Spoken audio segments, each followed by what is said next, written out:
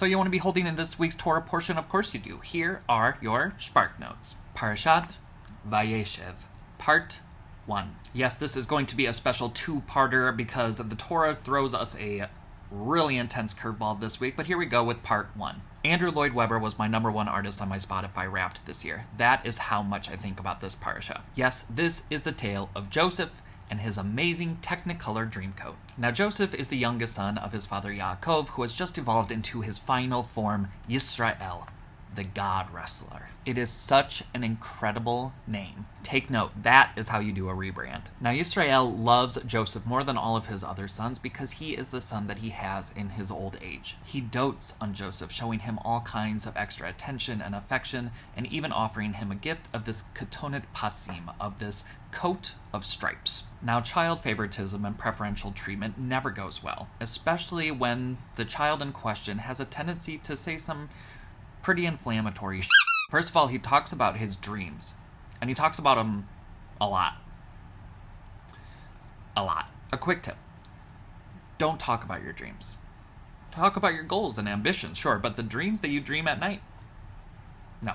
Nobody gets it, because it's a personalized, esoteric experience. Oh, you became a sheath of wheat, and then all the other wheat in the field bowed to you? Okay. Weird. Thanks for letting me know.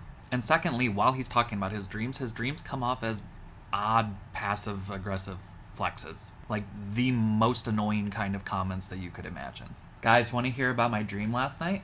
No, you do. Trust me, it was so funny. I was standing in the field, and then all of a sudden, the sun, the moon, and 11 stars, which is like weirdly the same number of people in our family, all bowed down to me.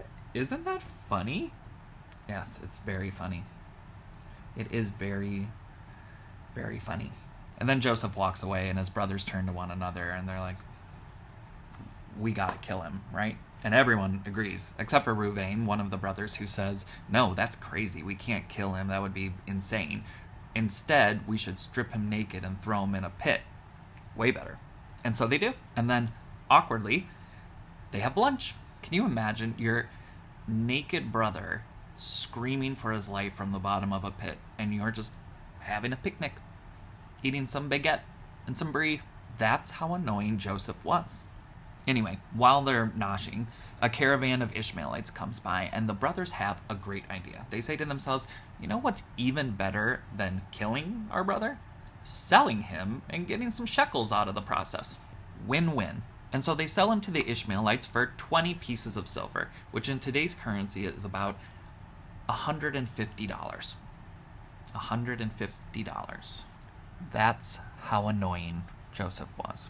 Reuven finds out that the brothers have sold Joseph into slavery, and he freaks out with guilt. But then all the brothers come together and they say, we have to come up with a plan. So they take his ketonet pasim, this magical, beautiful coat that is given specifically just to Joseph, and they dip it in animal's blood so that they can present it to their father and say that Joseph was killed by a wild animal. It's a great plan, and it works. At first. But Hashem has quite the plan laid out for young Joseph, and we'll talk about that more. But first, we have to tell the story of Yehuda and Tamar. Buckle up. This was part 1 of Parashat Vayeishev, and these were your Shpark Notes. The rest is commentary. Go and learn.